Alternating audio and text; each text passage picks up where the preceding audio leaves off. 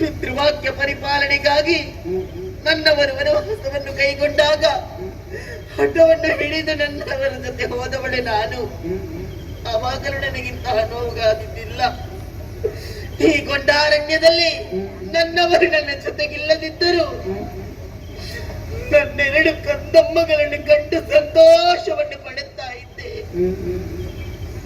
ಆದ್ರೆ ಈ ಹೊತ್ತಿಗೆ ನನ್ನ ಮಗನನ್ನು ಯಾವುದೋ ಊರಿನ ಅರಸನು ಎಳೆದುಕೊಂಡು ಹೋಗಿದ್ದಾನೆ ಎನ್ನುವ ಹಾಗೆ ಬಂದು ಹೇಳಿದರಲ್ಲ. ಇಂತಹ ಸ್ಥಿತಿ ಒದಗಿ ಬಂತು. ಎರಡು ಗಂಡುಗಳಂತಿರುವಂತಹ ನನ್ನ ಮಕ್ಕಳು ಈ ಹೊತ್ತಿಗೆ ನಾನು ಒಂದು ಕಣ್ಣನ್ನು ಕಳೆದುಕೊಂಡ ಅನುಭವ ನನ್ನ ಪಾಲಿಗಾಗುತ್ತಾ ಇದೆ. ಈ ಹೊತ್ತಿಗೆ ಯಾರಿದ್ದಾರೆ? ಇಲ್ಲವಲ್ಲ, ಇಲ್ಲವೈ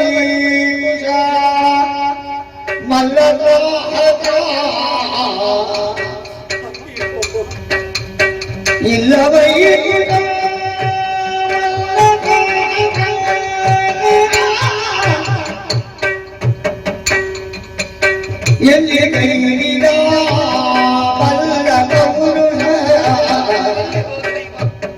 ಎಲ್ಲಿ ಕೈಗಿದ ಬಲ್ಲವರು ಕೊಲ್ಲರಾಯರು ಕೂಡಿದವೆ ಕೊಲ್ಲರಾಯರು ಕೂಡಿದವೆ ಎಲ್ಲಿ ಕೈಗಿದ ಕೊಲ್ಲುವುದೇ ಎಲ್ಲಿ ಕೊಯ್ಯರೋ ಕೊಲ್ಲುವುದೇ ಇಲ್ಲವೈ ಮಲ್ಲದ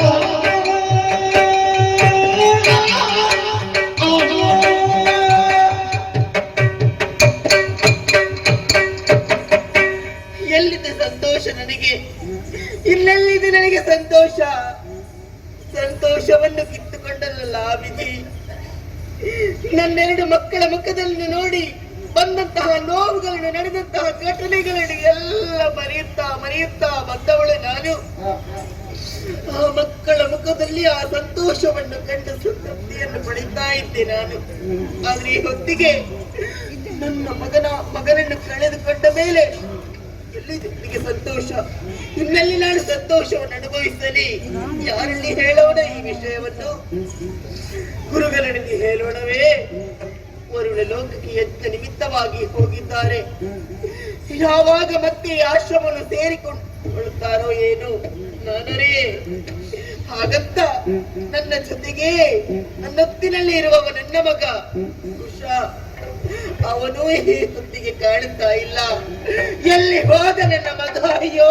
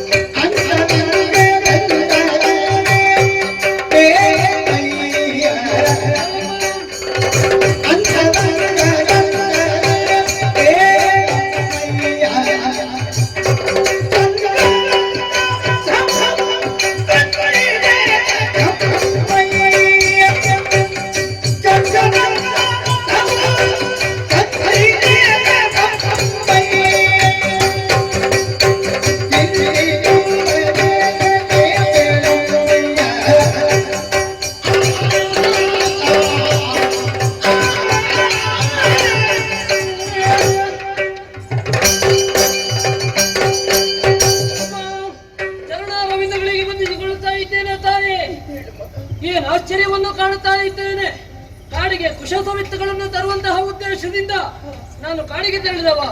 ಆದ್ರೆ ಬರುವಂತಹ ಸಂದರ್ಭದಲ್ಲಿ ನನ್ನನ್ನು ಎದುರುಗೊಳ್ಳುವವಳು ನೀನಾಗಿದ್ದಿ ತಾಯಿ. ಈ ಸಂದರ್ಭದಲ್ಲಿ ಇವತ್ತು ಎದುರುಗೊಳ್ಳುವುದಕ್ಕೆ ಬರ್ತಾ ಇಲ್ಲ, ನನ್ನನ್ನು ಅಪ್ಪಿಕೊಳ್ತಾ ಇಲ್ಲ ಏನು ಎನ್ನುವ ಹಾಗೆ ಇತ್ತ ಬಂದು ನೋಡಿದೆ ಅಂತ ಆದ್ರೆ ಚಿಂತೆಯನ್ನು ಮಾಡ್ತಾ ಇದ್ದಿ ತಾಯಿ. ಅಮ್ಮ, ನೀನು ಚಿಂತೆಯನ್ನು ಮಾಡುವುದಕ್ಕೆ ಅರ್ಥ ಉಂಟೆ ಹೇಳು ತಾಯಿ. ಚಿಂತೆ ಮತ್ತು ಚಿಂತೆಗೂ ಬಿಂದು ಮಾತ್ರ ವ್ಯತ್ಯಾಸವಿರ್ತದೆ. ನೀನು ನಮಗೆಲ್ಲ ಹೇಳಿಕೊಡುವರು ತಾಯಿ. ನೀನು ಈ ರೀತಿಯಾಗಿ ಮಾಡಿದ್ರೆ ಹೇಗಾಗ್ತದೆ ಹೇಳು? ಚಂದ್ರನಂತಹ ಮುಖ ಇಂದು ಕಂದೇ ಹೋಗಿದೆ. ಅಮ್ಮ, ಯಾಕಮ್ಮ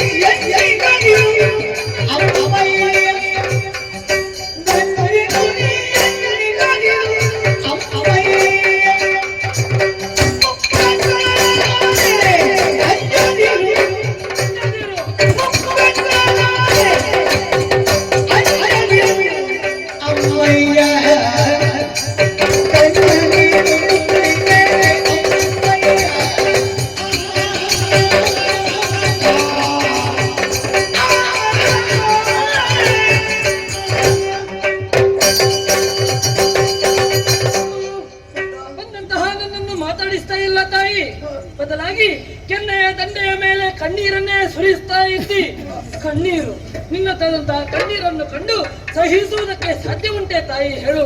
ಕಣ್ಣೀರು ನಿನ್ನ ಕಣ್ಣಲ್ಲಿ ಬರಬಾರ್ದು ತಾಯಿ. ಕಣ್ಣೀರು ಎನ್ನುವುದು ಅಂತರಂಗದ ದೌರ್ಬಲ್ಯವನ್ನು ಸೂಚಿಸ್ತದೆ ತಾಯಿ. ಅಮ್ಮ, ಮೈಯ ಬಣ್ಣೆ ಅಲ್ಲ ಕಂದಿ ಹೋಗಿದೆ, ಕಪ್ಪಡರಿ ಹೋಗಿದೆ. ಅಮ್ಮ, ಏನೋ ಚಿಂತೆ ನಿನಗೆ ಒದಗಿ ಬಂದಿದೆ ಎನ್ನುವುದು ಸ್ಪಷ್ಟ.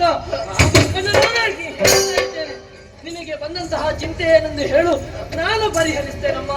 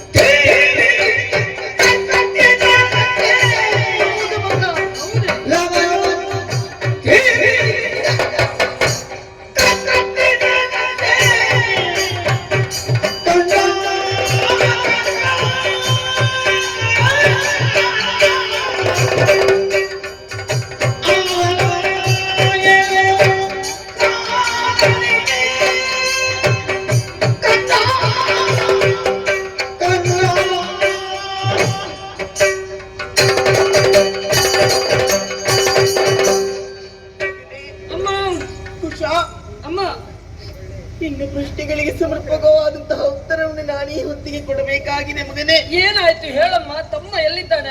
ಅವ ಏನಾದ್ರೂ ಮಾಡಿದನೆ ಹೇಗೆ? ಕಂದ, ಮನೆಗೆ ಬೆಂಕಿ ಬಿತ್ತಂತಾದ್ರೆ ಎಲ್ಲಿಯಾದ್ರೂ ಒಂದು ಮರದ ಆಶ್ರಯವನ್ನು ಪಡೆಯಬಹುದಂತೆ.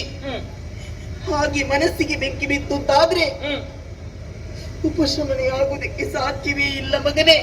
ಅಂತಹ ಘಟನೆಯ ನನ್ನೊಡಲು ಸುಡುತ್ತಾ ಇದೆ ಕಂದ, ನನ್ನೊಡಲು ಸುಡುತ್ತಾ ಇದೆ. ಏನಾಯ್ತಮ್ಮ ಹಾಗೆ? ಮಗನೇ, ಅಮ್ಮ ಒಂದೊಮ್ಮೆಗೆ ಯಾವಾಗಲೂ ಇಲ್ಲಿರುವಂತಹ ಒಳಗಳನ್ನು ಸೇರಿಕೊಂಡು ನೀವು ಕುಶ ಸಮಿತಿಗಳನ್ನು ತರುವುದಕ್ಕೆ ಕಾಡಿನ ಒಳಗೆ ಹೋಗುವವರು.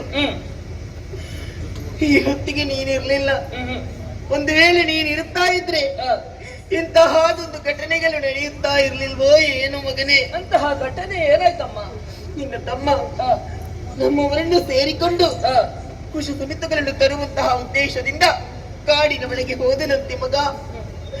ಆ ಹೊತ್ತಿಗೆ ಅಶ್ವದ ಕುದುರೆಯನ್ನು ಎತ್ತದ ಕುದುರೆಯೊಂದನ್ನು ನೋಡಿದನಂತೆ. ಹೌದೇ? ನೋಡಿದಂತ ಆತ ಅದರಲ್ಲಿರುವಂತಹ ಲಿಖಿತವನ್ನೂ ಓದಿದನಂತೆ. ಬಲಹುಲ್ಲವರು ಕಟ್ಟಿ ಕಾದಾಡಬೇಕು, ಬಲಹೀನರು ಕಪ್ಪವನ್ನು ಒಪ್ಪಿಸಬೇಕು ಎಂದು ಹಾಗೆ ಹೇಳಿದನಂತೆ. ನಮ್ಮ ಒಬ್ಬವನಕ್ಕೆ ಕುದುರೆಯೊಂದು ಬಂತೆ, ಬಲವುಳ್ಳ ಭಟರು ಕಟ್ಟಿ ಕಾದಾಡುವುದೇ. ಮತ್ತೆ ಏನು ಮಾಡಿದ? ನಿನ್ನ ತಮ್ಮ ಸುಮ್ಮನೆ ಬೆಳೆಯಲಿಲ್ಲ ಮಗನೇ. ತನ್ನಲ್ಲಿ ಶಕ್ತಿ ಇದೆ ಎನ್ನುವುದನ್ನು ತೋರಿಸಿಕೊಡುತ್ತೇನೆ ಎನ್ನುವ ಹಾಗೆ ಮುಂದೊಂದು ಹೋದರಂತೆ ಮಗನೇ. ನನ್ನ ತಮ್ಮನ ಬಂದವರು ಸೇನಾಧ್ಯಕ್ಷನಾಗಿ ಬಂದವರ ಜೊತೆ ಹೋರಾಟ ನಡೆಸಿದನಂತೆ. ಬಂದವರಿಂದ ನಿನ್ನ ತಮ್ಮನಿಗೆ ಸೋಲಾಯ್ತಂತೆ ಮಗನೇ.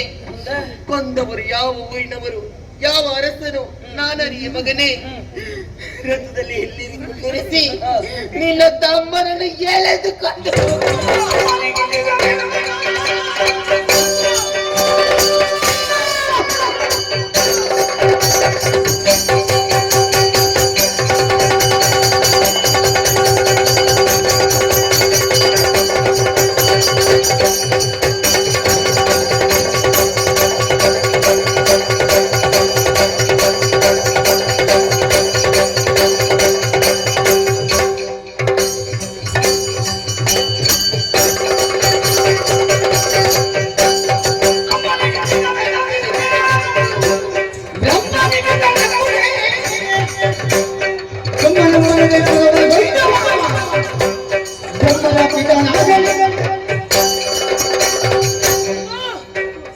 ನೀನು ಚಿಂತಿಸಬೇಡಮ್ಮ.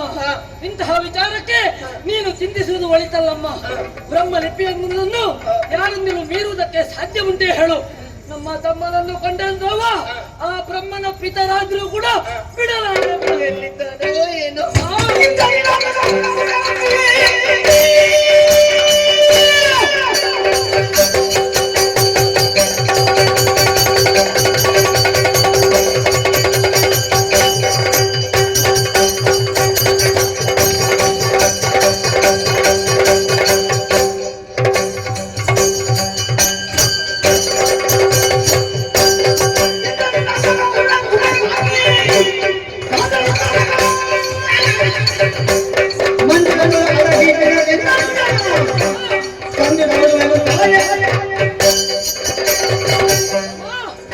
ಎಲ್ಲಿದ್ದಾನೆ ಎನ್ನುವಂತಹ ಚಿಂತೆಯನ್ನು ಬಿಡಿ. ಇಂದ್ರನ ಅರಮನೆ ಇರಲಿ ಅಥವಾ ಸ್ವರ್ಗಲೋಕದಲ್ಲಿರ್ಲಿ, ಎಲ್ಲೇ ಇದ್ರೂ ಕೂಡ, ಯಾರ ಬಳಿಯಲ್ಲಿದ್ರೂ ಕೂಡ ಲೆಕ್ಕಿಸುವನಲ್ಲ. ಸಾಧ್ಯವೇ ನಿನ್ನಿಂದ?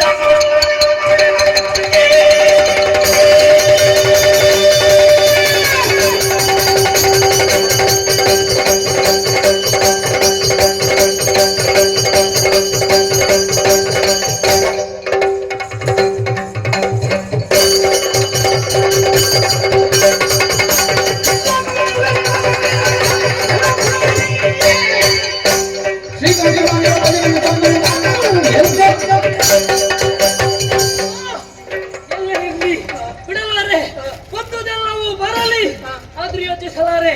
ಲೋಕವೇ ಮುಳುಗಿ ಅಥವಾ ಸಮುದ್ರವೇ ಮೇಲೆ ಮೇಲೆ ಆಕಾಶವೇ ಧರೆಗೆ ಬೀಳಲಿ, ನಾನು ಲೆಕ್ಕಿಸಲಾರೆ. ಒಂದೊಮ್ಮೆಗೆ ಆ ಚಂದ್ರಶೇಖರನೇ ಯುದ್ಧಕ್ಕಾಗಿ ನನ್ನ ಸಮ್ಮುಖದಲ್ಲಿ ಬಂದು ನಿಂತರೂ ಕೂಡ ನಾನು ಬಿಡಲಾರೆ. ಇದು ಶ್ರೀಕಾಂತನ ಹೇಳ್ತಾ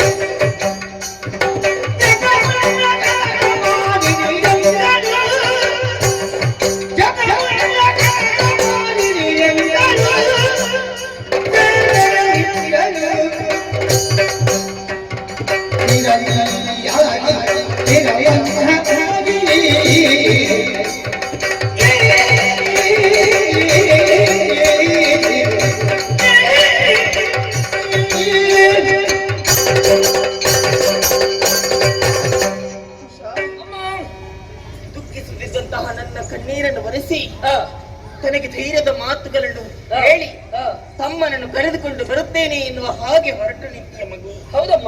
ಈ ಹೊತ್ತಿಗೆ ನಿನ್ನನ್ನು ನಾನು ಕಳುಹಿಸಿಕೊಡಬೇಕಾಗಿದೆ. ಹಾ. ಕಳುಹಿಸಿಕೊಡ್ತೇನೆ ಮಗನೇ. ನನಗೊಂದು ಆದೇಶವನ್ನು ಕೊಡು ತಾಯಿ. ಹೌದು ಮಗು. ಹ್ಮ್. ಬರುವವರು ಅಲ್ಪಹೀನರು ಎನ್ನುವ ಹಾಗೆ ನಾವು ಯಾವತ್ತೂ ಆಲೋಚನೆಯನ್ನು ಮಾಡಬಾರದು. ಓಹೋ. ಬರುವವರು ಶಕ್ತಿವಂತರೇ ಆಗಿರಬೇಕು. ಹ್ಮ್. ಇಲ್ಲದಿದ್ದರೆ ಹ್ಮ್. ನಿನ್ನ ತಮ್ಮನೇನು ಸಾಮಾನ್ಯದವನಲ್ಲ, ಹ್ಮ್. ನಿನ್ನಷ್ಟೇ ಶಕ್ತಿಯನ್ನು ಹೊಂದಿದವನಿದ್ದಾನೆ. ಹೌದು. ಅವನನ್ನೇ ಸೋಲಿಸಿದ್ದಾರೆ. ಹ್ಮ್. ಹಾಗಿರುವಾಗ ಹ್ಮ್. ನಿನಗೂ ಹ್ಮ್. ಒಂದೊಮ್ಮೆಗೆ ಹ್ಮ್. ಆ ರೀತಿ ಹ್ಮ್. ಆಗಕೂಡದು. ಹ್ಮ್.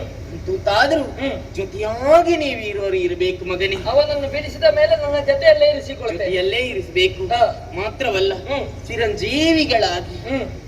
ಚಿರವಂತರಾಗಿರಿ ನೀವು. ಹ್ಮ್. ಆ ಸೂರ್ಯ ಚಂದ್ರರು ಇರುವ ತನಕ ಹ್ಮ್. ನಿಮ್ಮ ಹೆಸರು ಹ್ಮ್. ಶಾಶ್ವತವಾಗಿರಲಿ ಮಗನೇ. ಹ್ಮ್. ಆದಷ್ಟು ಶೀಘ್ರವಾಗಿ ಹೋಗು. ಹ್ಮ್. ವಿರೋಧಿಗಳನ್ನು ಎದುರಿಸಿ ಹ್ಮ್. ಸೋಲಿಸಿ ಹ್ಮ್. ನಿನ್ನ ತಮ್ಮನಾದಂತಹ ಹಲವನನ್ನು ಹ್ಮ್. ಎಳೆದುಕೊಂಡು ಬಾ ಮಗನೇ. ನೀನು ಯಾರಂತ ಕೇಳಿದ್ರೆ ಏನು ಉತ್ತರಗೊಳ್ಳಿ ತಾಯಿ. ಆ ಹ್ಮ್. ಸೂಕ್ತವಾದಂತಹ ಪ್ರಶ್ನೆಯನ್ನೇ ಕೇಳಿದಿ ಮಗು. ಹ್ಮ್. ವಿರೋಧಿಗಳಲ್ಲಿ ಯಾವತ್ತು ನಮ್ಮದಾದಂತಹ ಹ್ಮ್. ವಿಲಾಸವನ್ನು ಯಾವತ್ತು ಹೇಳಕೂಡದು. ಹ್ಮ್. ನೀನು ಇಲ್ಲಿರುವಂತಹ ವಿಷಯವನ್ನು ತಿಳಿಸಕೂಡದು. ಹಾ. ನಿಜ ವಿಷಯವನ್ನು ಅರುಹ ಕೂಡದು ಮಗನೇ. ಬಗೆಗಳ ಕೂಡ ನಿಜ ವಿಷಯವನ್ನು ಅವರು ಅರುಹ ಹೊಂದಬೇಕು. ಕೂಡದು. ಆದೀತಮ್ಮ. ಹೋಗಿ ಹ್ಮ್. ಯುದ್ಧವನ್ನು ಮಾಡು. ಹ್ಮ್. ತಮ್ಮನನ್ನು ಎಳೆದುಕೊಂಡು ಬಾ. ನಿನ್ನಿರುವರ ದಾರಿ ನಿರೀಕ್ಷೆಯಲ್ಲಿ ಓ.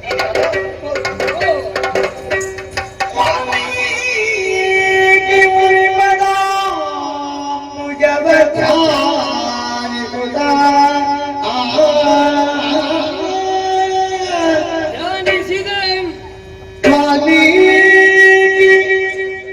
ಮುನಿ ಬಡ ಮುಜವ ಧ್ಯಾನಿಸುತ್ತ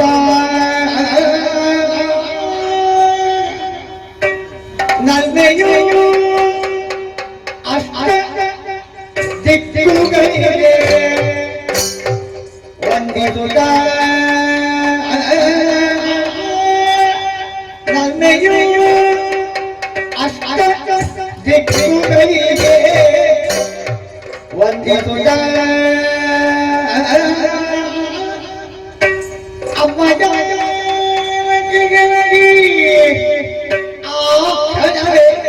ಬಂದ ಅಮ್ಮ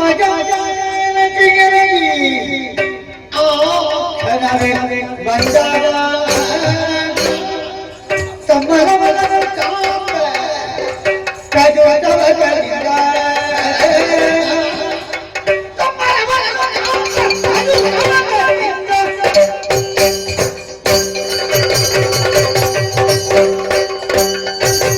ಆಶೀರ್ವಾದವನ್ನು ಪಡೆದು ಪುಳಕಿತನಾಗಿದ್ದೇನೆ. ಹಾಗಿದ್ರೆ ಯಾವುದೇ ಒಂದು ಕಾರ್ಯ ಯಶಸ್ವಿಯಾಗಿ ನಡೀಬೇಕಿದ್ರೆ ಗುರುಗಳ ಆಶೀರ್ವಾದ ಎನ್ನುವುದು ಮುಖ್ಯವಾಗಿ ಬೇಕಾಗಿರುತ್ತದೆ. ಗುರುಗಳು ಸದ್ಯಕ್ಕೆ ನಮ್ಮಲ್ಲಿಲ್ಲ. ಆದ್ದರಿಂದ ಮನಸಾರೆ ಧರಿಸಿದ್ದೇನೆ. ವಾಲ್ಮೀಕಿ ಮಹರ್ಷಿಗಳ ಆ ಆಶೀರ್ವಾದವನ್ನು ಈಗ ಪಡೀತಾ ಇದ್ದೇನೆ, ಕೇಳ್ತಾ ಇದ್ದೇನೆ. ಆಶೀರ್ವದಿಸಿದ್ದಾರೆ ಎನ್ನುವ ಹಾಗೆ ಯೋಚನೆ ಮಾಡಿದ್ದೇನೆ. ಹಾಗಿದ್ರೆ ನಾವು ಮಾಡುವ ಕರ್ತವ್ಯ ಇನ್ನೂ ಒಂದಿದೆ. ಅಷ್ಟ ದಿಕ್ಕುಗಳಿಗೆ ನೆಲ್ಮೆಯಿಂದ ವಂದಿಸಿಕೊಂಡವನಿದ್ದೇನೆ. ಮಾತ್ರವಲ್ಲ, ಹೋಗಬೇಕಲ್ವಾ? ತಮ್ಮನನ್ನು ಕಾಣಬೇಕೆನ್ನುವಂತಹ ತವಕ ಕ್ಷಣದಿಂದ ಕ್ಷಣಕ್ಕೆ ಹೆಚ್ಚಾಗುತ್ತಾ ಉಂಟು. ನಾನು ಹೋಗುವ ಕರ್ತವ್ಯಗಳಿಲ್ಲ.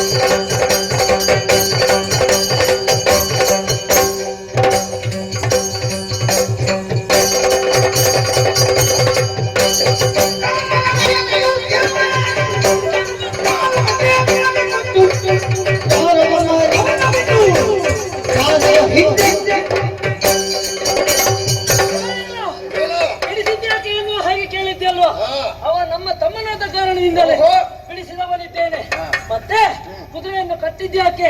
ಕಾರಣ ಕೇಳ್ತಾ ಇದ್ಯಾ? ಹಾ. ಕಾರಣ ಕೇಳುವಂತಹ ಬಾಲುಮತ್ಯವನ್ನು ನಿನಗೆ ಕೊಟ್ಟವರು ಯಾರು? ಓಹೋ. ಆದ್ದರಿಂದ ಹೇಳ್ತಾ ಇದ್ದೇನೆ, ಏನು? ನೀವು ಕುದುರೆಯನ್ನು ಬಿಟ್ಟದ್ಯಾಕೆ? ನಾವು ಬಿಟ್ಟದ್ದು ಯಾಗಕ್ಕಾಗಿ. ಹೌದಲ್ವಾ? ಮತ್ತೆ? ನಾವು ಅದನ್ನು ಕಟ್ಟಿದ್ದೇವೆ. ಹಾ. ಆದ್ದರಿಂದ ಅವನನ್ನು ಬಿಟ್ಟು ಹೋದ್ರೆ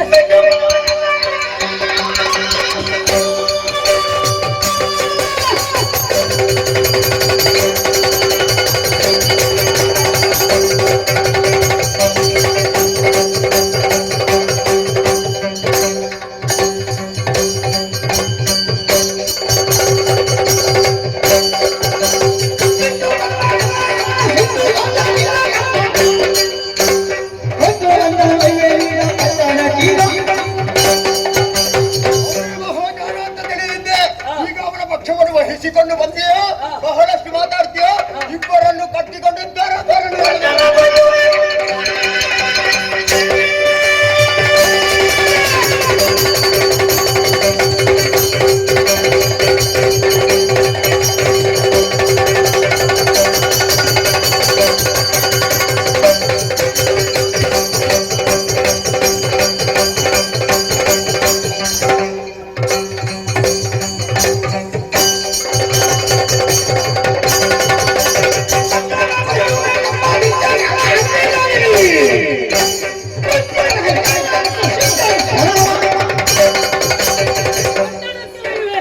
ಎನ್ನುವಂತಹ ತಿಟ್ಟತನದ ಮಾತನಾಡ್ತಾ ಇದ್ದೀಯ. ನಿಜ.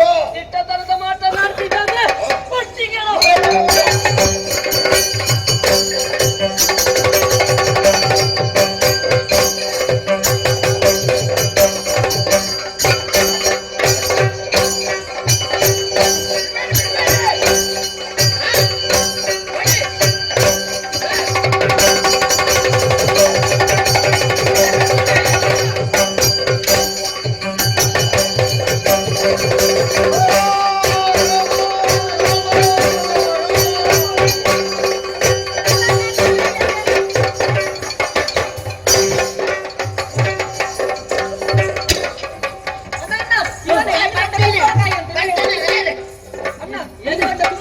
ಯಾರು ಇವನು?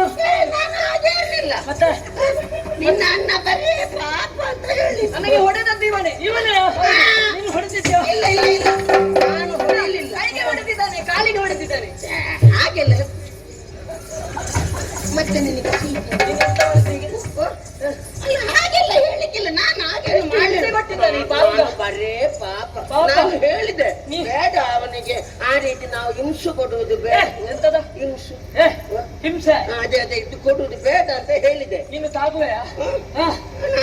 ನಾನು ಹಾಗೆಲ್ಲ ತಾಗುದಿಲ್ಲ. ತಾಗುದಿದ್ರೆ ಸಾಧ್ಯ ಉಂಟಾ ನಿನಗೆ? ಇನ್ನು ನಾನು ಅವರ ಪಕ್ಷದಲ್ಲಿಲ್ಲ. ಯಾಕೆ? ನಾನು ಇನ್ನು ಮುಂದೆ ನಿಮ್ಮ ಪಕ್ಷಾಂತರ. ನಿನ್ನಂತವರಿಂದಲೇ ದೇಶ ಹಾಳಾಗುವುದು. ಯಾಕೆ? ಮತ್ತೆ ನಮಗೆ ಎಲ್ಲೇ ಆಗಲಿ ನಮ್ಮ ಬೊಕ್ಕಸಕ್ಕೆ ಬಂದ್ರೆ ಸಾಕು. ನಿನ್ನವರು ಎಲ್ಲ ಅಳಿಲಿಲ್ಲ ನೋಡು. ಕೆಲವರಿದ್ದಾರೆ, ಇಲ್ಲಿ ಜಾಗ್ರತೆ ಮಾಡು. ಅವರನ್ನು ನಮ್ಮಲ್ಲಿಗೆ ನಾವು ಸೇರಿಸಿಕೊಂಡು ಪಕ್ಷಾಂತರ ಮಾಡಿದ್ದ. ಇನ್ನು ನಾನು ನಿಮ್ಮ ಹೌದಾ? ನಮ್ಮ ಕಡೆ ನಿಮಗೆ ಮನರಂಜನೆ ಕೊಡುವುದಕ್ಕಾಗಿ ಬಡಪಾಯಿ. ಹೌದು, ನಿಮಗೆ ಮನೋರಂಜನೆ ಕೊಡ್ಲಿಕ್ಕೆ ಹೋಗ್ತದೆ. ಏನೆಲ್ಲ ಗೊತ್ತುಂಟು ನನಗೆ. ನೀನು ಕಲಾವಿದ. ನಾನು ಕಲಾವಿದ. ಹೌದಾ? ಏನೆಲ್ಲ ಕಲೆ ಉಂಟು ನಿನ್ನಲ್ಲಿ? ನನಗೆ ಕೆಲವೆಲ್ಲ ವಿದ್ಯೆ ಗೊತ್ತುಂಟು. ಐಂದ್ರಚಾಲಿ ಮೈಂದ್ರಚಾಲಿ. ಎಂತದ? ಐಂದ್ರಚಾಲಿ ಮೈಂದ್ರಚಾಲಿ. ಇಂದ್ರಜಾಲ ಮಹೇಂದ್ರಜಾಲ. ಅದೇ. ಈಗ ನೋಡಿ, ಉದಾಹರಣೆಗೆ ಈ ಹೆಬ್ಬೆರಳು ಈಗ ಯಾವ ಕಡೆಗೆ ಉಂಟು? ನಿಮ್ಮ ತೆಮ್ಮನ ಕಡೆಗೆ. ಹೆಮ್ಮ ಅಲ್ವಾ? ತಮ್ಮ. ನಿಮ್ಮ ತಿಮ್ಮನ ಕಡೆಗೆ ಉಂಟು. ಹೆಮ್ಮ ಅಲ್ಲ, ತಮ್ಮ. ತಮ್ಮ ಕಿವಿಗೇನೆ. ತಮ್ಮ. ಇರ್ಲಿ. ಈಗ ಈ ಹೆಬ್ಬೆರಳು ನೋಡ್ತಾ ಇದ್ದಾಗೆ ಅಣ್ಣನ ಕಡೆಗೆ ತಿರುಗುತ್ತದೆ. ಹೌದಾ? ವಿಚಿತ್ರ. ಇಲ್ಲಿದ್ದದ್ದು ಇಲ್ಲಿಗೆ, ಇಲ್ಲಿ ಇದ್ದದ್ದು ಇಲ್ಲಿಗೆ. ಬೇಡ ಪುಣ್ಯಾತ್ಮ. ನಿನ್ನ ಬೆರಳಿರ್ಲಿ, ನಮಗೆ ಅದರಲ್ಲಿ ಏನು ಏನಾಗಲಿಕ್ಕಿಲ್ಲ. ಜೈ ಕಟ. ಓ ಹಾಗೆಯಾ? ನೀನು ನಮ್ಮನ್ನು ಏನು ಇಂದ್ರಜಾಲಕ್ಕೆ ಸಿಲುಕಿಸುವುದಾ? ಬೇಡ ಬೇಡ, ಇದು ನಿಮಗೆ ಮೋಸ ಉಂಟು ಅಂತಾದ್ರೆ ಈಗ ಒಂದು ನಿಜ ಪ್ರದರ್ಶನ ತೋರಿಸ್ತೇನೆ. ನಿಜ ಪ್ರದರ್ಶನ? ಹೌದು. ಏನು? ಈಗ ಎರಡು ಕೈಯಲ್ಲಿ ಒಟ್ಟು ಎಷ್ಟು ಬೆರಳು? 10. ನನ್ನಲ್ಲಿ 11 ಬೆರಳು. 11? ಹೇಗೆ ಲೆಕ್ಕ ಮಾಡಿ. ಕಾಣುದಿಲ್ಲ. 2, 3, 4, 5, 7, 8, 9, 10. 10 ಉಂಟಲ್ಲ, ಇಲ್ಲಿ 10ರಿಂದ ಲೆಕ್ಕ ಮಾಡಿ. 10, 9, 8, 7, 6. 6, 5 ಎಷ್ಟು? ಇದು ಹನ್ನೊಂದು ಹನ್ನೊಂದ 11 ಬೆರಳು ಸರಿ ತೋರಿಸ ಇನ್ನೊಮ್ಮೆ. ಈಗ 10 ಹ. 9 ಹ. 8 ಹ. 7 ಹ. 6 ನಿಲ್ಲಿಸು ನಿಲ್ಲಿಸು 6 5 5 ಅದಿಲ್ಲ 6 ಇಲ್ಲಿ 5 ಇಲ್ವಾ ಇಲ್ಲಿ 6 ಆಯ್ತಲ್ಲ ಇಲ್ಲಿ 5 ಉಂಟು 6 ಆಯ್ತು ಹೇಗೆ ನೀನು ಸೇರಿಸುದು? ಅದು ನಮ್ಮ ಐತಚಾರದಲ್ಲಿ ಹಾಗೆಲ್ಲ ಓ ಉಂಟು. ಏನೇ ಇರ್ಲಿ ನಾನೊಂದು ಕೇಳ್ತೇನೆ 1ರಿಂದ 100ರವರೆಗೆ 9 ಎಷ್ಟು ಪುನರಾವರ್ತನೆ ಆಗ್ತದೆ? 9 ಎಷ್ಟು 9 ಸಲ ಬಂದಿತ್ತು 9 ಹೇಗದು ಹೇಗದು 9 ಹ. 19 19 ಹ. 29 ಹ. 39 ಹ. 49 ಹ. 59 69 ಹ. 79 89 ಹ. 89 99 99 ಎಷ್ಟಾಯ್ತು? 11 ಆಗ್ಲಿಲ್ವಾ? ಮತ್ತೆ 91 92 93 94 95 ಅದು ಯಾರಿಗೆ? ನಿನ್ನ ಅಜ್ಜನಿಗೆ? ಅದು ಉಂಟಲ್ಲ ಮತ್ತೆ ನಾನು ನನಗೆ ಬರ್ತಿ ಬರುವುದನ್ನು ಮಾತ್ರ ಲೆಕ್ಕ ಮಾಡು ಹಾಗೆ ಬೇಡ ಹ. ಬೇಡ ಹ. ನಿಮಗೆ ನಾನು ವಿದೇಶಕ್ಕೆ ಹೋದ ಘಟನೆ ಗೊತ್ತುಂಟ ಹೇಗದು? ವಿದೇಶಕ್ಕೆ ಹೋಗಿದ್ಯಾ? ನನಗೆ ಒಂದು ಒಳ್ಳೆ ಅವಕಾಶ ಸಿಕ್ಕಿತ್ತು ವಿದೇಶಕ್ಕೆ ಹೋಗ್ಲಿಕ್ಕೆ. ಹೌದಾ? ಹ. ಎಲ್ಲಿ ಅದು? ನಾನು ಒಳ್ಳೆ ಸಂಗೀತಗಾರ. ಸಂಗೀತಗಾರನ? ಹೌದು. ಅಲ್ಲಿಂದ ಒಂದು ಹೇಳಿಕೆ ಬಂತು. ನೀನು ಸುರಿಗೆ ಇರೋದು ನೀನೇ? ಹಾ. ಅಲ್ಲಿ ನಾನು ಸುರಿಗೆ ಇರ್ತೇನೆ ಕೊನೆಗೂ ಇರ್ತೇನೆ. ಇರ್ಲಿ. ಹ. ಅಲ್ಲಿ ಹೋದಾಗ ನನ್ನದೊಂದು ಭಜನಾ ಕಾರ್ಯಕ್ರಮಕ್ಕೆ ಕರೆದದ್ದು. ಹ. ಎಲ್ಲ ತುಂಬ ಸಭೆ ಹ್ಮ್. ಎಲ್ಲ ನನ್ನ ನಿರೀಕ್ಷೆಯಲ್ಲೇ ಇದ್ರು. ಪ್ರಸಿದ್ಧ ಗಾಯಕ ನೀನು. ಹೌದು. ಹ್ಮ್. ಭಜನೆ ಆರಂಭ ಮಾಡಿದೆ. ಹ್ಮ್. ನಾನಿನ್ನ ಬಜಿಪೆ ನಿನ್ನದು ನಾನಿನ್ನ ಬಜಿಪೆ ನಿನ್ನದು ಬಜಿಪೆ ಎಲ್ಲ ಇರುದ? ಮುಂದಕ್ಕೆ ಹೋಗ್ಲಿಕ್ಕಿಲ್ವಾ? ಹೋಗ್ಲಿಕ್ಕೆ ಉಂಟು ಮತ್ತೆ ಸ್ವಲ್ಪ ಹೊತ್ತು ಅದೇನೇ ಬೇಕು. ಮುಂದೆ ಹೋಗ್ಲಿ ಅಂತ ಹೇಳಿದ್ದ. ಹಾಗೆ ಹ. ನಾನಿನ್ನ ಬಜಿಪೆ ನಾನಿನ್ನ ಮುಂದೆ ಹೋಗ್ಲಿ ಪುಣ್ಯಾತ್ಮ, ಅಲ್ಲಿ ಎಂತ ಇರುದು? ಬಜಿಪೆಯಲ್ಲೇ ಉಂಟು ಪುಣ್ಯಾತ್ಮ. ಎಂತದ? ಇಷ್ಟಾಗುವಾಗ ಸಭೆಯಿಂದ ಒಂದಿಬ್ರು ಬಂದು ಹೇಳಿದ್ರು, ಹ. ಇನ್ನು ಎಷ್ಟು ಗೊತ್ತುಂಟು. ನಿನ್ನದು ಸಾಕು ಅಂತಲ್ಲ? ಅಲ್ಲ, ಮತ್ತೆ ಅವರಿಗೊಂದು ಅಭಿಮಾನ ಉಕ್ಕಿ ಬಂದದ್ದು. ಹ. ಇನ್ನು ಸ್ವಲ್ಪ ಹೊತ್ತುಂಟು ಅಂತ ಹೇಳಿದೆ. ಹ. ಪುನಃ ಆರಂಭ ಮಾಡಿದೆ. ಹ. ನಾನಿನ್ನ ಬಜಿಪೆ. ನಿನಗೆ ಯಾರು ಹೊಡಿಲಿಲ್ವ ಅಲ್ಲಿ? ಯಾರು ಹೊಡೆಯಲಿಲ್ಲ. ಹ. ಕೊನೆಗೆ ಒಬ್ರು ಬಂದ್ರು. ಹ. ನನ್ನ ಭಜನಾ ಕಾರ್ಯಕ್ರಮವನ್ನು ನೋಡಿ ಹ. ಮನ ಮೆಚ್ಚುಗೆ ಆಗಿ ಹ. ನನಗೆ ಸಾಲು ಬಹುನಾಮ ಎಲ್ಲ ಕೊಟ್ಟರು. ಬಹುನಾಮ ಬಹುನಾಮ ಎಲ್ಲ. ಹ. ಹ. ಆ ನಂತರ ಕೇಳಿದ್ರು, ಹ. ಭಜನೆ ಎಲ್ಲ ಬಹಳ ಒಳ್ಳೆದಾಗಿದೆ. ಅವ್ರಿಗೆ ಬೇರೆ ಕೇಳಲಿಲ್ಲ ಅವರು. ನಿಮ್ಮನ್ನ ಇಲ್ಲಿಗೆ ಕರೆಸಿದವ ಯಾರು ಅಂತ ತಪ್ಪು ನಿನ್ನದಲ್ಲ, ಕರೆಸಿದವನ ತಪ್ಪು. ನಿನಗೆ ಹೇಳಿದ್ಯಾರು ಇಲ್ಲಿ ಉಂಟು? ಹಾಗಲ್ಲ. ಹ. ಬೇಡ. ಹ. ನಿಮಗೆ ಸಂಜೀವನ ಕಥೆ ಗೊತ್ತುಂಟ? ಯಾವುದು? ಸಂಜೀವನ ಕಥೆ ಗೊತ್ತುಂಟ? ಯಾರ ಯಾರದು? ಒಂದು ನಾಟಕದ ಹ, ಹ. ಒಂದು ದೃಶ್ಯ. ಹ. ಈ ದೃಶ್ಯದಲ್ಲಿ ಹ. ನೀನು ರಾಮ, ಹ. ಇವನು ಲಕ್ಷ್ಮಣ, ಹ. ನಾನು ಹನುಮಂತ. ಯಾರೇ ಇರ್ಲಿ ಹ. ನಿನಗೆ. ಹ.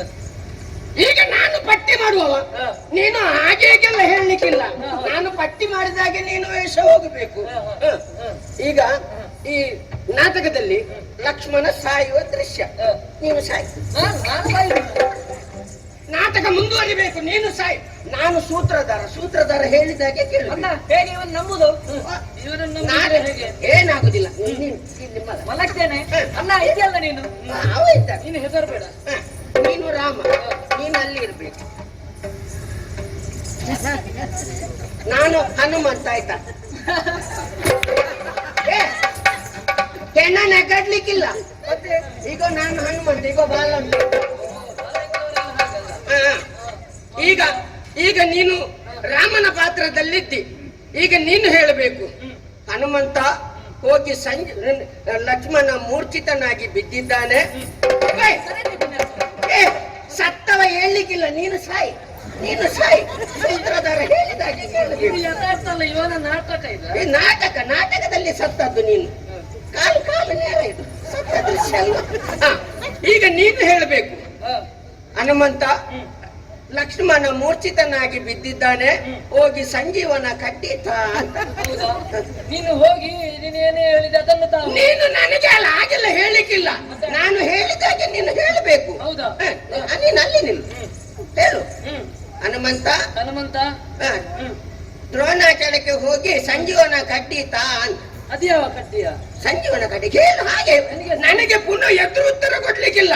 ನೀವು ಹಾಗೆಲ್ಲ ಮಾಡಿದ್ರೆ ನಿಮಗೆ ಮತ್ತೆ ಪಟ್ಟಿಯಲ್ಲಿ ಬೇರೆ ವೇಷ ಹಾಕಿ ನಾನು. ಅಲ್ಲಿ ನಿಲ್ಲು, ಅಲ್ಲಿ ನಿಲ್ಲು. ಸರಿ ಸರಿ ಹೇಳು, ನನಗೆ ಅರ್ಥ ಆಗದ್ದನ್ನು ಹೇಳು. ಪಟ್ಟಿ ಮಾಡುವವನಿಗೆ ನೀವು ಉತ್ತರ ಕೊಡ್ಲಿಕ್ಕೆ ಬರುವುದು. ದ್ರೋಣಾಚಲಕ್ಕೆ ಹೋಗಿ ಸಂಜೀವಿನಿ ಕಟ್ಟಿತ.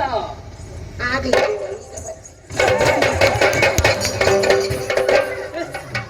ಇವನದ್ದೆಲ್ಲ ಇವ ಯಾಕೆ ಹೇಳಿದ್ದು? ಯಾಕೆ ಅವನ ಪಕ್ಷದಲ್ಲಿದ್ದಾನೆ ಎನ್ನುವ ಕಾರಣಕ್ಕಾಗಿ ಹೀಗೆಲ್ಲ ಮಾಡಿದ್ದು. ಉದರ ನಿಮಿತ್ತಂ ಬಹುಕೃತ ವೇಷಂ, ಪಾಪ ಬದುಕಿಕೊಳ್ಳಿ.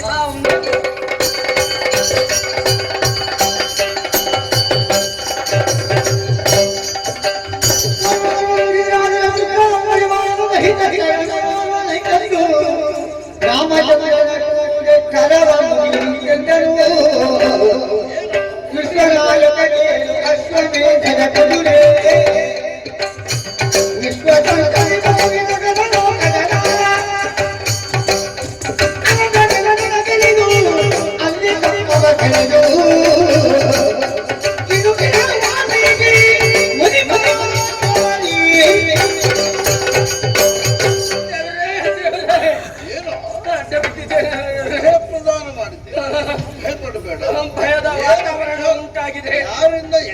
ನಿಮ್ಮ ತಮ್ಮ ಶತ್ರುಘ್ನನ ಜೊತೆಗೂಡಿ ಅಶ್ವಮೇಧದ ಕುದುರೆಯ ಜೊತೆಗೂಡಿ ಹೋದವ ನಾನು ರಾಯರೇ. ಎಲ್ಲಾ ದೇಶಗಳಿಂದ ಕಪ್ಪ ಕಾಣಿಕೆಯನ್ನು ವಶಪಡಿಸಿಕೊಳ್ಳುತ್ತಾ ನೇರವಾಗಿ ವಾಲ್ಮೀಕಿ ಆಶ್ರಮದ ಹತ್ರ ಹೋಯಿತು ರಾಯರೇ. ಅಲ್ಲಿ ಇಬ್ಬರು ಬಾಲಕರಿಂದ ಕುದುರೆ ಕಟ್ಟಲ್ಪಟ್ಟು ಆದಂತ ಯುದ್ಧದಲ್ಲಿ ನಿಮ್ಮ ತಮ್ಮ ಶತ್ರುಘ್ನ ಅಶ್ವನಿಗಿದ್ದು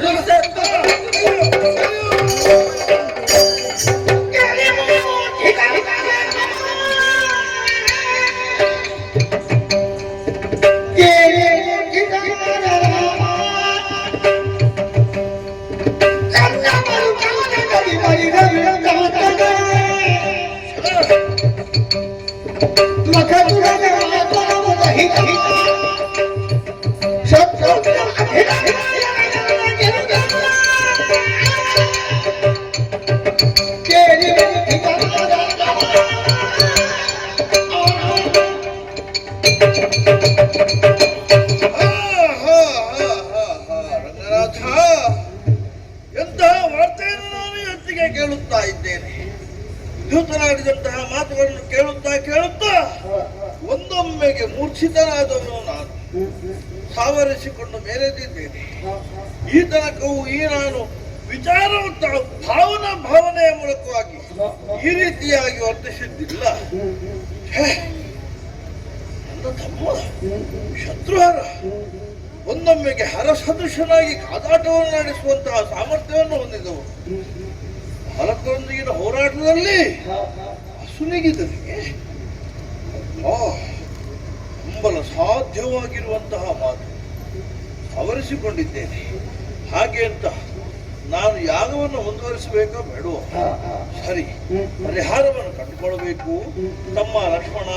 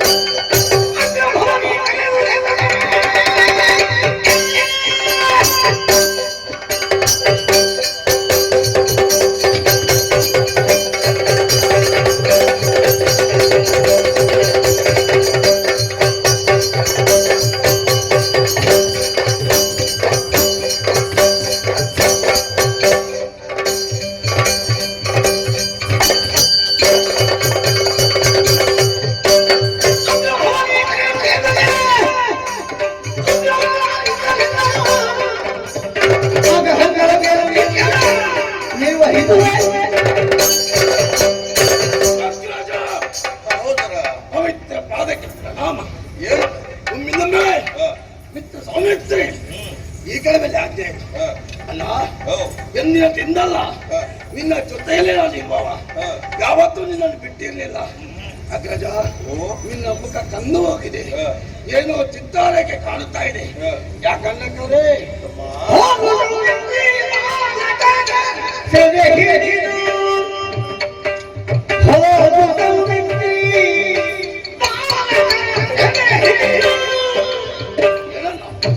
ಯಾಗ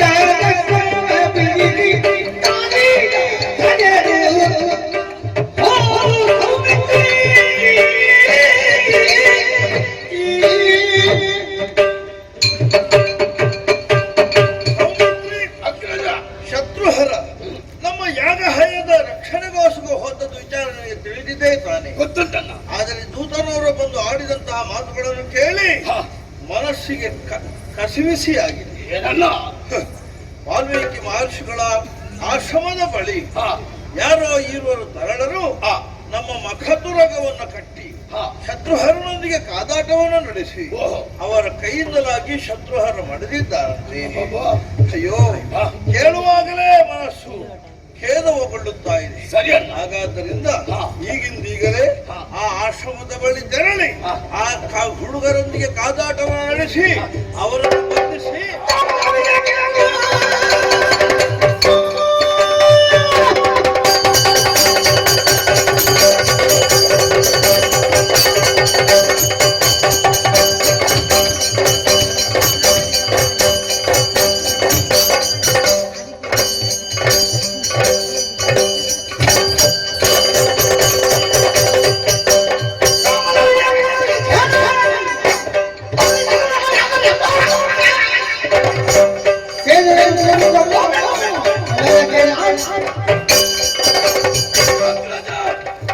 ಶ್ರೀರಾಮನ ಪಾಲಿಗೆ ಇಷ್ಟ ತನಕ ಸೋಲು ಬಂದಿಲ್ಲ.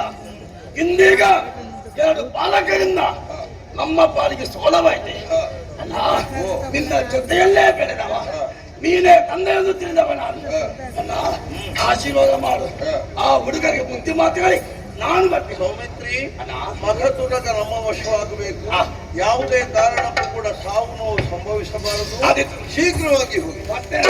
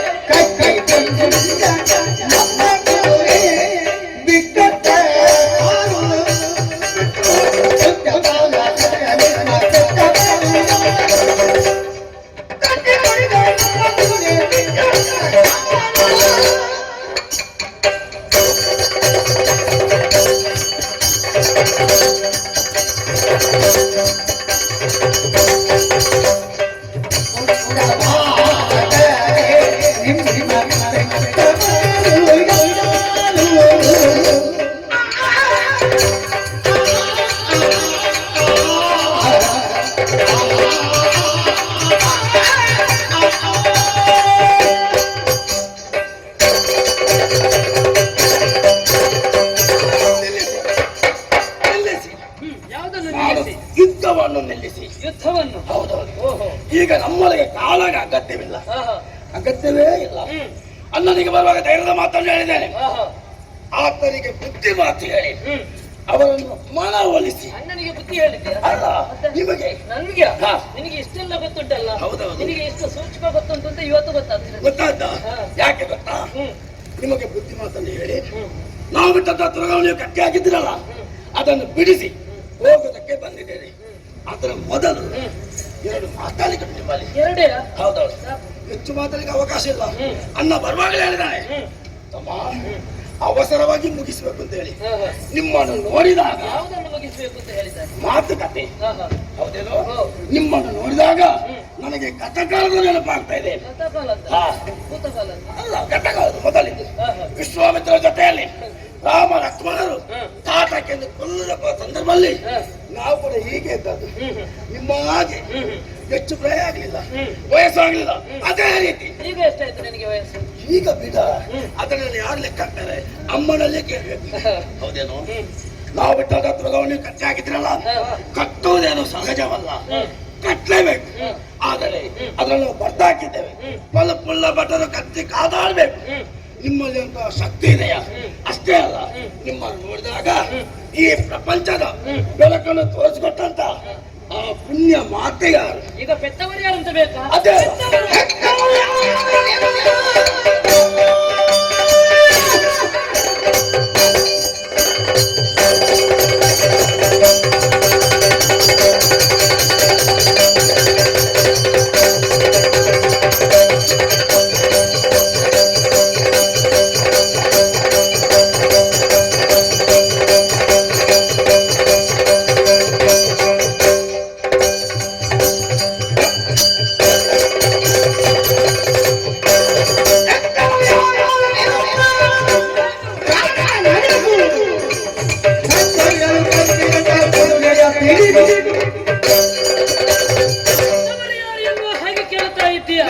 ನಮ್ಮನ್ನು ಪೆತ್ತವರು ಯಾರಾದರೇನು? ನಿನಗೆ ಅದರಿಂದ ಲಾಭ ಏನು? ಅದರಿಂದ ಆಗುವಂತಹ ನಷ್ಟ ಏನು? ಹೌದಲ್ವಾ? ನಿನಗೆ ಬೇಕು ಅಂತ ಇಲ್ಲ, ಅದು ನಿನಗೆ ಹೇಳುವುದು ಇಲ್ಲ, ನಿನ್ನಲ್ಲಿ ಅಗತ್ಯವೂ ಇಲ್ಲ ಅಂತ. ಈ ರೀತಿ ಬೆಳೆಯೋದಕ್ಕೆ ಅರ್ಥಾತ್ ಇಂಥ ಬಿಲವಿದ್ದ ಕೆಲಸದ ಗುರು ಯಾರು? ಗುರು ನಿನಗೆ ಅದೆಲ್ಲ ಯಾಕೆ? ನಿನಗೆ ಯಾಕೆ ಅದೆಲ್ಲ? ರಣಕ್ಷೇತ್ರದಲ್ಲಿ ಬಂದು ನಮ್ಮ ಸಾಮರ್ಥ್ಯವನ್ನು ನೋಡಬೇಕಿತ್ತು. ಕುದುರೆಯನ್ನು ಕಟ್ಟಿದಂತಹ ಸಂದರ್ಭದಲ್ಲಿ ಬಲವುಳ್ಳ ಭಟರ ಕಟ್ಟಿಗಾಗಬೇಕೆನ್ನುವ ಹಾಗೆ ಹೇಳಿದ್ದಾರೆ. ಬಲ ಇದ್ದ ಕಾರಣ ಕಟ್ಟಿದ್ದೇವೆ, ಬಿಡಿಸಬೇಕೆನ್ನುವಂತಹ ಬಿಂಕದಿಂದ ಬಂದಿದ್ದು.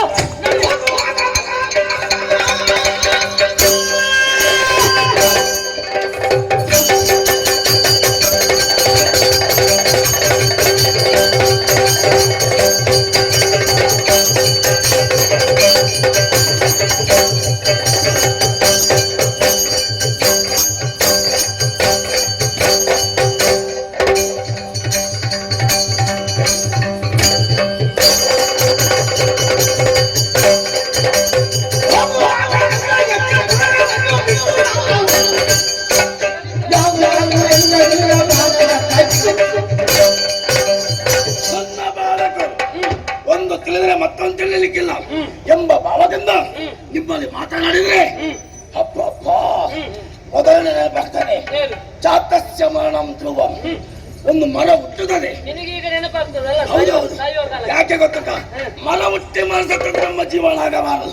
ಓ ಮಕ್ಕಳೇ, ಇನ್ನು ಕೂಡ ಈ ಪ್ರಪಂಚದ ಬೆಳಕನ್ನು ನೋಡಬೇಕುಂಟು ನೀವು. ನಿನ್ನದೆಲ್ಲ ಆಗಿದೆಲ್ಲ ನಾವು ಆದ ಕಾರಣ ಕುದುರೆಯನ್ನು ಬಿಟ್ಟುಕೊಡು, ಮಾಡಿ ತಪ್ಪಾದ ಪಾದವನ್ನು. ಹೌದಾ? ನಾನು ನೀವೊಂದು ನೋಡು.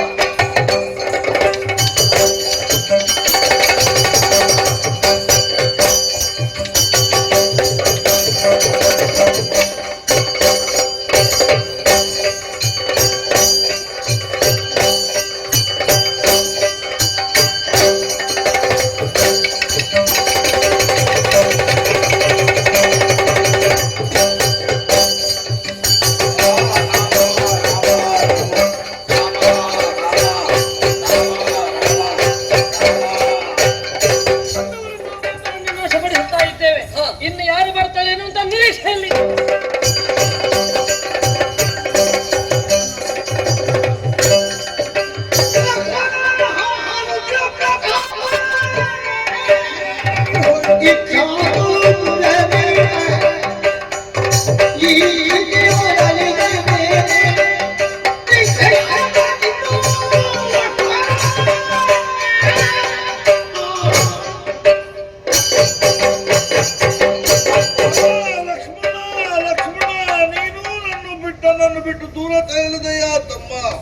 ಕಾಡಿನಿಂದ ಬಂದಂತಹ ವಾರ್ತೆ ನನ್ನನ್ನು ಈ ಹೊತ್ತಿಗೆ ಸಂಪೂರ್ಣವಾಗಿ ಅಧೀನನನ್ನಾಗಿಸಿದೆ. ಇನ್ನು ನನ್ನ ತಮ್ಮಂದಿರನ್ನು ಬದುಕಿಸುವವರು ಯಾರಿದ್ದಾರಪ್ಪ? ಯಾರಿದ್ದಾರೆ?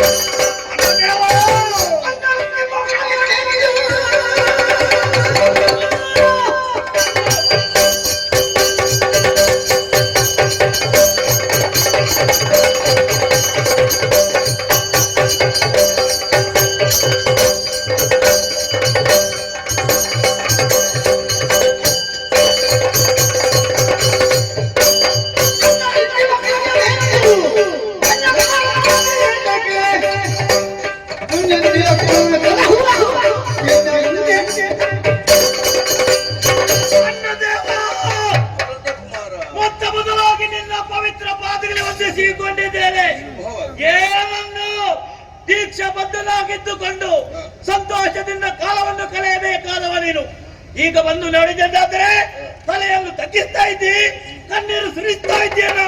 ವಿಚಾರ ತಿಳಿದುಕೊಂಡಿದ್ದೇನೆ. ತಮ್ಮನಾಗಿರುವಂತಹ ಲಕ್ಷ್ಮಣ ಮಾಡಿದನೆಂಬ ವಾರ್ತೆಯನ್ನು ಕೇಳಿ ನೀನು ಚಿತ್ತಾಗೃತರಾಗಿದಿ.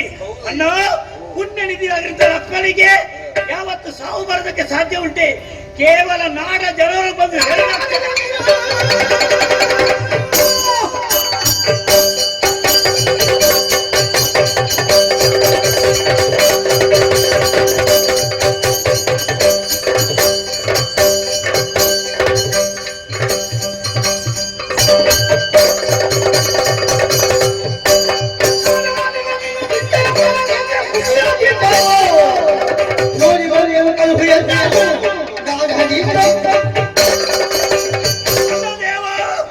ಲಕ್ಷ್ಮಣನ ಪರಾಕ್ರಮ ಏನು ಎಷ್ಟು ಎಂಬುದನ್ನು ನೀನು ತಿಳಿದುಕೊಂಡಿರುವೆ.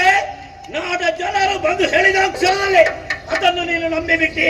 ಅಣ್ಣ, ಚಿಂತಿಸುವಂತ ಅಗತ್ಯವಿಲ್ಲ. ಅಲ್ಲಿ ಏನು ನಡೆದಿದೆ ಎಂಬುದನ್ನು ತಿಳಿಸಕ್ಕಾಗಿ ಹೇಳು. ನಾನು ನಡೀತೇನೆ ಈಗ. ಆದ್ರೆ ಜಾಗರೂಕತೆಯಿಂದಿರು. ಯಾವುದೇ ಕಾರಣಕ್ಕೂ ಬಾಲಕರ ಸಾವಾಗು ಕೂಡದು. ಹೋಗಿ ನಿನ್ನ ಅಪ್ಪನೇ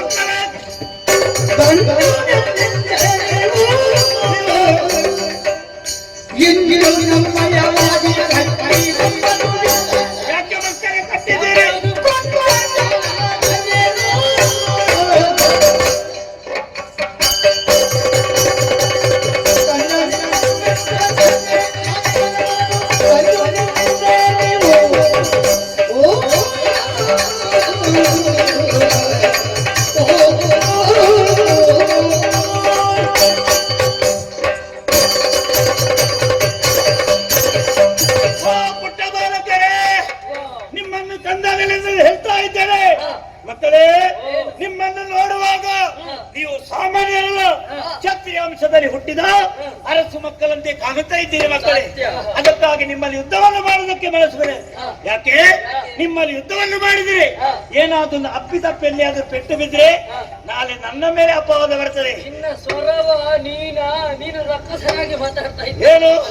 ನನ್ನ ಸ್ವಭಾವವೇ ಹಾಗೆ ಮಕ್ಕಳೇ. ಅದಕ್ಕಾಗಿ ನಿಮ್ಮಲ್ಲಿ ಕೇಳ್ತಾ ಇದ್ದೇನೆ, ನಿಮ್ಮ ತಂದೆ ಯಾರು, ನಿಮ್ಮ ತಾಯಿ ಯಾರು, ನಮ್ಮ ದುರ್ಗವನ್ನು ಯಾಕೆ ಕಟ್ಟಿದ್ದೀರಿ ಎಲ್ಲವನ್ನು ಹೇಳಿದ್ರ ಮಕ್ಕಳೇ?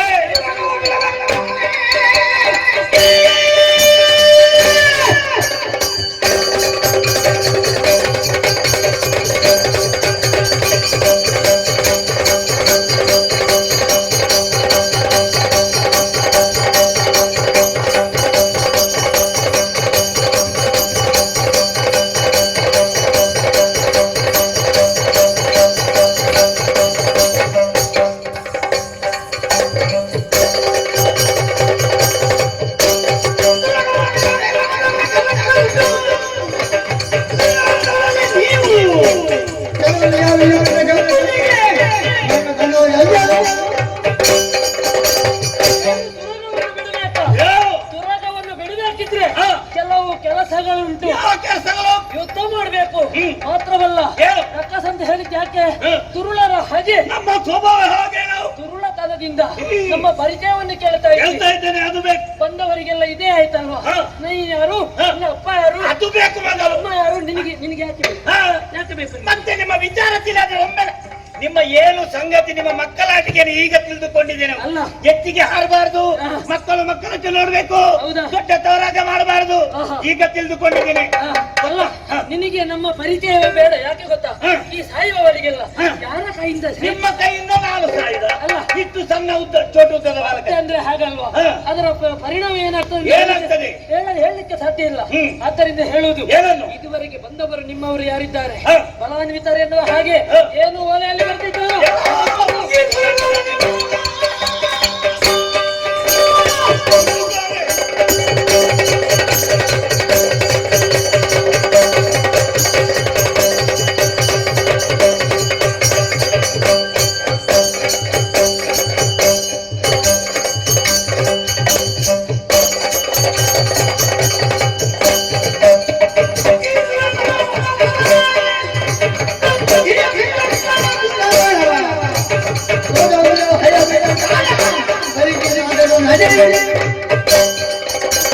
ರದ್ದು ಮಾಡಿ ಹುಡುಗರೆ ಇನ್ನೆಲ್ಲಿ ಮೇಲೆ ಇಷ್ಟರವರೆಗೆ ನಿಮ್ಮಲ್ಲಿ ಮಾತಾಡಿದ ಯಾಕೆ?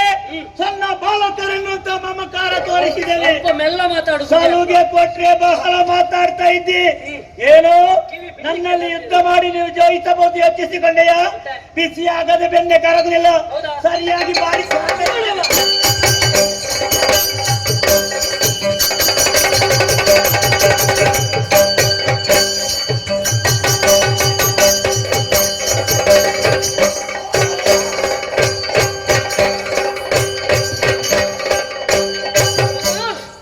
ಮುಂದೆ ಯಾರು ಬರ್ತಾರೆ ಎನ್ನುವಂತ ನಿರೀಕ್ಷೆ ಇಲ್ಲ.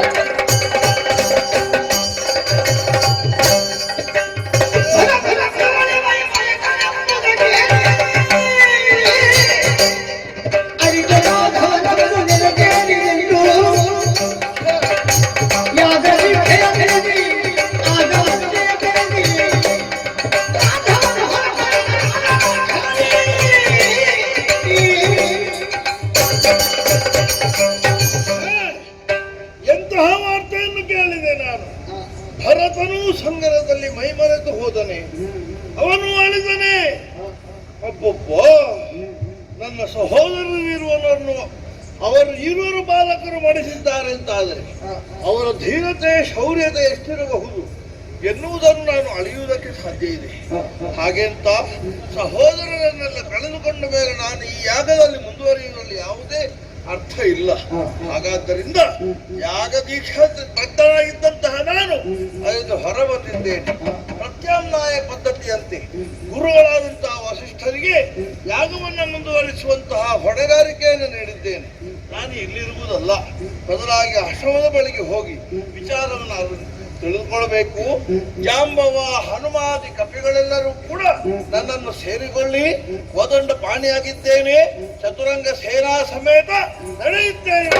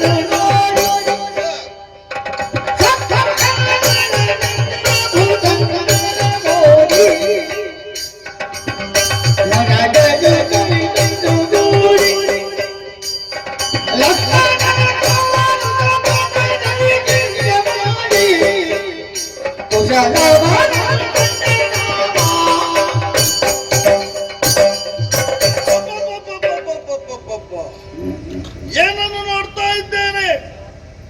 ಏನು ಆಶ್ಚರ್ಯಕರವಾದಂತಹ ದೃಶ್ಯ. ನನ್ನ ಎದುರು ಕಂಗೊಳಿಸುತ್ತಾ ಇದ್ದಾರಲ್ಲ ಇವರು ಬಾಲಕರು. ಬಿಲ್ಲು ಬಾಣಗಳನ್ನು ಧರಿಸಿ ನಿಂತಹ ಗಾಂಭೀರ್ಯ, ಅವರ ಆ ನೆತ್ತುಗಾರಿಕೆ ಎಂಥವರನ್ನು ಕೂಡ ಒಮ್ಮೊಂದೊಮ್ಮೆಗೆ ಮರಳುಗೊಳಿಸಲೇಬೇಕು. ಆಹಾ, ನಮ್ಮ ವಂಶದ ಮೂಲ ಪುರುಷನಾಗಿರುವಂತಹ ಭಗವಾನ್ ಸೂರ್ಯನಾರಾಯಣನೇ ಈ ರೀತಿಯಾಗಿ ಎರಡು ತೇಜಾಪುಂಜಗಳಾಗಿ ಈ ಆಶ್ರಮದ ಬಳಿಯಲ್ಲಿ ನನ್ನೆದುರು ಕಂಗೊಳಿಸುತ್ತಿದ್ದಾವೋ ಎಂಬ ಹಾಗೆ ನನಗೆ ಭಾಸವಾಗುತ್ತಾ ಇದೆ. ಇಂತಹ ವಿಶೇಷವಾದಂತಹ ದೃಶ್ಯವನ್ನ ಅನುಭವಿಸುವುದಕ್ಕೂ ಕೂಡ ಯೋಗ ಬೇಕಿದ್ರೂ ನನಗೆ ಆ ಸಂತೋಷವನ್ನು ಇವತ್ತಿಗೆ ಉಣುವುದಕ್ಕೆ ಸಾಧ್ಯವಾಗುತ್ತಾ ಇಲ್ಲ. ಎದುರಿಗೆ ಕಾಣುತ್ತಾ ಇರುವಂತಹ ಈ ಹೆಣಗಳ ರಾಶಿ ಈ ಈರುವರು ಪುಟ್ಟ ಬಾಲಕರಿಂದ ಬಿದ್ದು ಹೋಗಿದೆ ಅಂತಾದರೆ ನಂಬಲು ಸಾಧ್ಯವೇ ಹೇಳಿ? ನೋಡ್ತಾ ಇದ್ದೇನಲ್ಲ, ಸಹೋದರರಾಗಿರುವಂತಹ ಭರತ ಲಕ್ಷ್ಮಣ ಶತ್ರುಹರ ಇವರ ಹೆಣಗಳು ಕಳೆ ಬರಗಳು. ಸಹೋದರರೇ, ನಿಮ್ಮನ್ನು ಕಳೆದುಕೊಂಡು ನಾನು ಅದೆಂತೂ ಜೀವನದಲ್ಲಿ ಮುಂದೆ ಸಾಗಲಿ? ನನ್ನ ಬದುಕಿನುದ್ದಕ್ಕೂ ಕೂಡ ನೆರಳಾಗಿ ನನ್ನನ್ನು ಹಿಂಬಾಲಿಸಿದಂತಹ ತ್ಯಾಗ ವೀರನಾಗಿರುವಂತಹ ಲಕ್ಷ್ಮಣ, ನನ್ನನ್ನು ಕ್ಷಮಿಸಪ್ಪ, ನನ್ನನ್ನು ಕ್ಷಮಿಸು.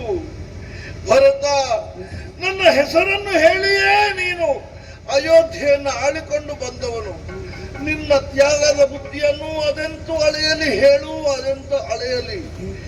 ರಣದಲ್ಲಿ ಆಗಲಿ ಜೀವನದ ಪಥದಲ್ಲಿ ಆಗಲಿ ಅಣ್ಣನನ್ನೇ ಹಿಂಬಾಲಿಸುತ್ತಾ ಅಣ್ಣನ ಮಾತನ್ನೇ ಕೇಳುತ್ತಾ ಬದುಕಿದಂತಹ ಶತ್ರುಹರ ನೀನು ಎಲ್ಲರಿಗೂ ಮಾದರಿಯಪ್ಪ. ಮುಂದೊಮ್ಮೆ ಮುಂದಾಗೆ ಇನ್ನೊಂದು ಬದುಕು ಉಂಟು ಅಂತಾದ್ರೆ, ಮನುಷ್ಯ ಜನ್ಮ ದೊರೆಯುತ್ತದೆ ಅಂತಾದ್ರೆ, ಸಹೋದರರೇ, ನಾನು ಅಣ್ಣನಾಗಿ ಅಲ್ಲ, ನಾನು ನಿಮಗೆ ತಮ್ಮನಾಗಿ ಈ ಜನ್ಮದಲ್ಲಿ ಏನು ನೀವು ನನ್ನ ಸೇವೆಯನ್ನು ಮಾಡಿದ್ದೀರೋ, ಮುಂದಿನ ಜನ್ಮದಲ್ಲಿ ನಿಮಗೆ ನಾನು ಸೇವೆಯನ್ನು ಮಾಡುವ ಮೂಲಕವಾಗಿ ಅದನ್ನು ನಾನು ತೀರಿಸುತ್ತೇನಪ್ಪ, ತೀರಿಸುತ್ತೇನೆ. ಆದರೆ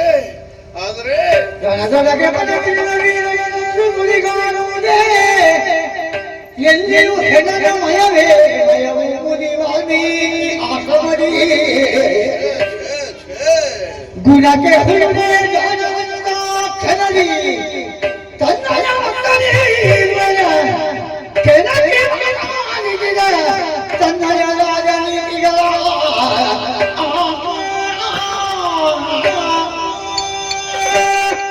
ಪುಣ್ಯಾಶ್ರಮ ಇದು, ಶಾಂತಿಯ ಸ್ಥಳ ಇದು. ಇಂತಹ ಪುಣ್ಯಾಶ್ರಮದಲ್ಲಿ ಇಂತಹ ಹೆಣಗಳು ರಾಶಿಗೆ ಕಾರಣರು ಇರುವರು ಬಾಲಕರು ಅಂತಾದ್ರೆ, ನಾನು ನೇರವಾಗಿ ಅವರಲ್ಲಿ ಕಾದಾಟವನ್ನು ನಡೆಸುವುದಲ್ಲ, ಬದಲಾಗಿ ಅವರ ಕುರಿತಾಗಿ ತಿಳ್ಕೊಳ್ಬೇಕು. ಅವರದ್ದಾದಂತಹ ಏನು ಶೌರ್ಯ ಇದೆ, ಉತ್ಸಾಹ ಇದೆ ರಣದ ಕುರಿತಾಗಿ, ಅದನ್ನ ಕಡಿಮೆಗೊಳಿಸುವ ಮುಖಾಂತರವಾಗಿ ಮನಸ್ಸನ್ನು ಒಲಿಸಿಕೊಳ್ಳಬೇಕೆನ್ನುವ ಹಾಗೆ ನನಗೆ ಯೋಚನೆಯಾಗುತ್ತಾ ಇದೆ. ಹಾಗಾದ್ರೆ ಹೀಗೆ ಇರುವುದಲ್ಲ, ರಥದಿಂದ ಕೆಳಗಿಳಿದು ಅವರನ್ನೇ ಮಾತನಾಡಿಸ್ತೇನೆ.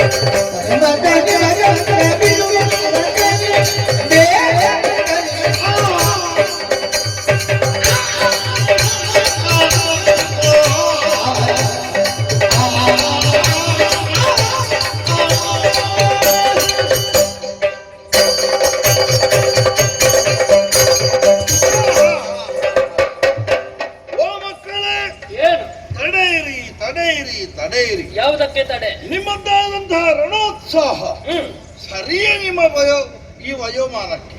ಆದ್ರೆ ಸ್ವಲ್ಪ ಆ ಉತ್ಸಾಹವನ್ನ ನಿಯಂತ್ರಣಕ್ಕೆ ತಂದುಕೊಂಡು ನಾನು ಆಡುವಂತಹ ಮಾತುಗಳನ್ನು ಸರಿಯಾಗಿ ಆಲಿಸಿ, ಸರಿ, ಈ ತನಕ ಬಹಳಷ್ಟು ಯುದ್ಧವನ್ನು ಮಾಡಿದ್ದೀರಿ. ಅದಕ್ಕೆ ಇಲ್ಲಿರುವಂತಹ ದೃಶ್ಯವೇ ಸಾಕ್ಷೀಭೂತವಾಗಿದೆ. ಒಂದೊಮ್ಮೆಗೆ ನಿಮ್ಮ ಕುರಿತಾದಂತಹ ಅಭಿಮಾನವು ನನ್ನ ಮನಸ್ಸಿನಲ್ಲಿ ಉಕ್ಕಿ ಬರುತ್ತಾ ಇದೆ. ಆದ್ರೆ ಏನು ಮಾಡೋಣ, ಆ ಸಂತೋಷಾಧಿಕ್ಯವನ್ನು ಉಣ್ಣುವುದಕ್ಕೂ ಕೂಡ ನನಗೆ ಭಾಗ್ಯ ಇಲ್ಲದಾಗಿ ಹೋಯಿತಲ್ಲ ಎಂಬ ಹಾಗೆ ನಾನೀಗ ಭಾವಿಸುತ್ತಾ ಇದ್ದೇನೆ. ನಿಮ್ಮ ಕುರಿತಾಗಿ ತಿಳಿದುಕೊಳ್ಳಬೇಕು ಎನ್ನುವ ಹಾಗೆ ನನ್ನ ಮನಸ್ಸು ಮಾರಿ ಬಾರಿಗೆ ಹೇಳುತ್ತಾ ಉಂಟು. ಅಬ್ಬಬ್ಬ, ನಿಮ್ಮ ಮುಖದಲ್ಲಿರುವಂತಹ ಕಾಂತಿ, ನಿಮ್ಮ ತನುವಿನಲ್ಲಿರುವಂತಹ ಈ ಉತ್ಸಾಹ, ನೀವು ಈ ಆಶ್ರಮದಲ್ಲಿ ಇರಬೇಕಾದಂತವರು ಅಲ್ಲ ಎನ್ನುವಂತಹದನ್ನು ಬಾರಿ ಬಾರಿಗೆ ಹೇಳುತ್ತಾ ಉಂಟು. ಯಾವುದೋ ಕ್ಷಾತ್ರ ವಂಶಕ್ಕೆ ಸೇರಿದವರು, ಕ್ಷಾತ್ರ ವರ್ಚಸ್ಸು, ಕ್ಷಾತ್ರ ತೇಜಸ್ಸು ನಿಮ್ಮ ರಕ್ತದ ಧಮನಿಯಲ್ಲಿಯೂ ಕೂಡ ಹರಿಯುತ್ತಾ ಇದೆ ಎನ್ನುವುದನ್ನು ನಾನು ಅರ್ಥೈಸಿಕೊಳ್ಳಬಲ್ಲೆ. ಮಕ್ಕಳೇ, ಸರಿಯಾಗಿ ಸತ್ಯವಾಗಿ ಹೇಳಬೇಕು. ನೀವು ಯಾರಯ್ಯ? ನೀವು ಇಲ್ಲಿ ಯಾಕಿದ್ದೀರಿ? ಈ ಪ್ರಪಂಚದ ಬೆಳಕನ್ನು ನೀಡಿದಂತಹ ಮಹಾಮಾತ ಯಾರಿದ್ದಿರಬಹುದು? ನನ್ನ ಮನಸ್ಸು ಹೇಳುತ್ತಾ ಉಂಟು, ನಿಮ್ಮ ಇರುವರು ಕೂಡ ನನ್ನ ಮಕ್ಕಳೇ ಎಂಬ ಹಾಗೆ ಹೇಳುವಂತಹ ಅದೃಷ್ಟವನ್ನು ಹೊಂದಿದಂತಹ ಆ ಅಪ್ಪ ಯಾರಿದ್ದಿರಬಹುದು ಈ ಪ್ರಪಂಚದಲ್ಲಿ? ಒಂದೊಮ್ಮೆಗೆ ಇಂತಹ ವೀರಾದಿ ವೀರರನ್ನೆಲ್ಲ ಕೆಣಕಿದಂತಹ ನಿಮಗೆ ಇಂತಹ ಶ್ರೇಷ್ಠವಾದಂತಹ ಬಿಲ್ಲು ವಿದ್ಯೆಯನ್ನು ಕಲಿಸಿದಂತಹ ಗುರುಗಳು ಯಾರಿದ್ದಿರಬಹುದು? ಯಾರ ಮಾರ್ಗದರ್ಶನದಿಂದ ಇಷ್ಟೆಲ್ಲ ಬೆಳೆದಿದ್ದೀರಿ ಎನ್ನುವ ಹಾಗೆ ಸವಿಸ್ತಾರವಾಗಿ ಹೇಳಬಲ್ಲದೆ ಮಕ್ಕಳ